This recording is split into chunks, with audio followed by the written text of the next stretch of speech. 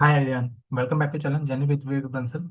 अब इस वीडियो में डिस्कस करने वाले होते हैं वैकेंसी आई है UP cooperative industrial service board Lucknow. ये एक ऐसी वैकेंसी मतलब मैंने देखी है अभी तक जो मेरे अकॉर्डिंग थोड़ा सा मेरे को कॉम्प्लेक्स इन द सेंस कि मतलब 100 पेजेस की वैकेंसीज पहले भी पढ़ी है। पर इसके अंदर ना बहुत सारी वैकेंसीज है, मतलब बहुत मल्टीपल बाइफिकेशंस हैं। उसको थोड़ा केयरफुली रीड करना पड़ेगा, समझना पड़ेगा। और अगर आप इंटरेस्टेड हैं तो इसके वेबसाइट पे जाके डाउनलोड कर सकते हैं, मैंने भी वहीं से डाउनलोड किया है। और सेकंड थिंग इज दैट कि जिस वैकेंसी में आप इंटरेस्टेड है प्लीज़ इस वाली वैकेंसी में थोड़ा सा ध्यान से पढ़ना। लिटिल बिट ट्विस्ट है। स्टार्ट डेट क्या है इसकी? 24 अप्रैल से अप्लाई हो जाएगा स्टार्ट, और एंड डेट कब है? 15th of May. और जैसे आप देख सकते हैं manager, junior manager, assistant cashier manager, general accountant, ये हाईलाइट की हुई है। बेसिकली ग्रेजुएशन वाली है, और भी ग्रेजुएशन वाली है जिसमें मांगी हुई है। अब नीचे आएंगे तो आपको पता चलेगा कि दिक्कत क्या है। और ये सारी वैकेंसीज का अगर आप देख सकते हैं परमानेंट जॉब है, तो ऐसा कोई भी वो नहीं है सीन।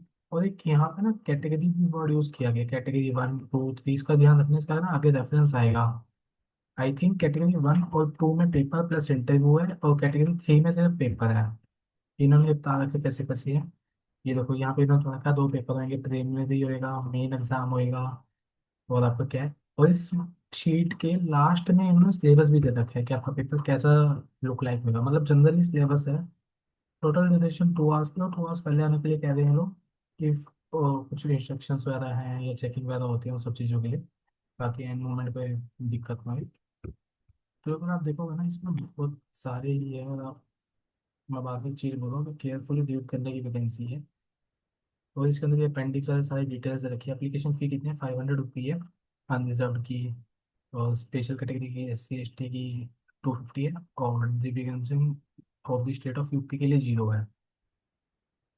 और ये बोला हुआ है इन्होंने 3 में सिर्फ on the basis of mark online examination और स्क्रीन टेस्ट होगा, बट 1 और 2 में मार्क्स ऑन द एग्जामिनेशन और इंटरव्यू, उसके बेसिस पर आपका सिलेक्शन होगा। अभी सैलरी दे दी इन्होंने। मेजर कैटेगरी की मिनिमम कितनी होगी? 34,000 होगी। आई थिंक बेसिक ही है, जैसे वो अदर जॉब्स में होते हैं बेसिक्स के बाद PA HR वगैरह लगता है। और इन्हें बता दें कि आप किस ऑर्गेनाइजेशन में काम करोगे, वो लोकेशन कहाँ है, नंबर ऑफ पोस्ट, ये सारा लिखा हुआ है। ये मतलब आप पढ़ लेना, बट इससे पढ़ने से पहले आई थिंक नीचे ना क्वालिफिकेशन दे रखिए। क्वालिफिकेशन में थोड़ा थोड़ा ट्विस्ट है। तो आई थिंक पहले क्वालिफिकेशन ही पढ़ने का बेनिफिट रहेगा, फिर यहाँ आने का। यहाँ आप सैलरी देख कर खुश हो जाओ कभी। अब जैसे देखो पहले मैं मैनेजर ने उन्होंने बोला कि कॉमर्स, यहाँ पे कोई एक्सपीरियंस की बात नहीं करी, पर इन्होंने क्या किया, जहाँ भी डिग्री बैचलर डिग्री कॉमर्स डाला ना, उनके साथ साथ एक ये कंप्यूटर सर्टिफिकेशन डाल दिया। पता नहीं, बट एक चीज़ देखो, जैसे हम लोग BBA की बेसिस करते थे, बट इन्होंने BBA की इज्जत कर दी भाई। BBA MBA फाइनेंस हो सकता है, उसके साथ नहीं उन्होंने डाला। BBA में जहाँ भी आपको BBA मिलेगा बस, जहाँ भी बैचलर डिग्री इन कॉमर्स है, मार्क्स के साथ साथ इन्होंने कंप्यूटर सर्टिफिकेशन डाला हुआ है। वो भी ये गवर्नमेंट का रिकॉग्नाइज्ड है। तो इस चीज़ को प्लीज ध्यान से देखो। अगर आपके पास हो अभी देखो, जैसे BBMB यहाँ भी डाल दिया अलग पोस्ट में, ठीक है, जूनियर मैनेजर वाली में। और इसमें सैलरी बड़ी अच्छी अच्छी है। MBA फाइनेंस, ठीक है। फिर ये देखो बैचलर डिग्री है, फिर भी यहाँ इन्होंने फिर कंप्यूटर का डाल दिया कैशियर वाले में। बस इन्होंने जहाँ भी इनको दिख रहा है ना, कॉमर्स है यहाँ पे इन्होंने कंप्यूटर का डाल दिया। फिर कॉमर्स है यहाँ इसने डाल दिया। फिर यहाँ कॉमर्स है एंड करके डाल दिया। बस एक नीचे क्लब वाली है अकाउंटेंट क्लब की आ गया, इसमें नहीं डाला इसने। 50% डाल के BCom डाल के रेगुलर यूनिवर्सिटी से जनरल नॉलेज ऑफ कंप्यूटर ले लिया। PhD में ऑफर हो गया।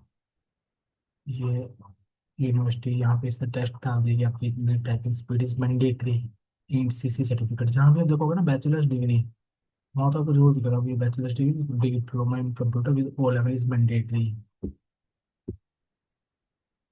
इन्होंने तो बड़ा जुल्म सा किया है। तो आप ये कर सकते हैं, तो नीचे इन्होंने ये देखा पर रिजर्व वगैरह के लिए अगर आप अप्लाई करते हैं तो ये सब सर्टिफिकेट्स वगैरह आपको क्या कुछ करना है। डेट की बात होगी, ऊपर सैलरी आप पढ़ ही लेना कि दिखाया जाए, जैसे मुझे 34,000 है। आई थिंक गलत की तो बहुत ही कम है, रेफर कर लेना। अभी देखो जैसे हम इसमें बोल रहे हैं मैनेजर में इसने सिलेबस बता दिया कि ये सब ऐसे है।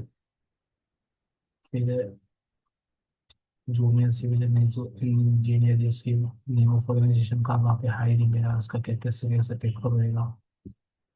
तो ये सब पूरा तो अच्छे तरीके से इन्होंने एक्सप्लेन किया हुआ है, तो इसको आप एक बार लुकआउट कर सकते हैं। वही बोल रहा हूँ कि इसमें अप्लाई करने की जल्दबाजी करने से पहले अपन क्वालिफिकेशन को अच्छे तरीके से देख लेना, और एंड क्या चीज़ें कभी पता चले बाद में पैसे देकर डिस्qualify ना हो जाओ। Okay guys, good luck, permanent job है, यू कैन कंसिडर।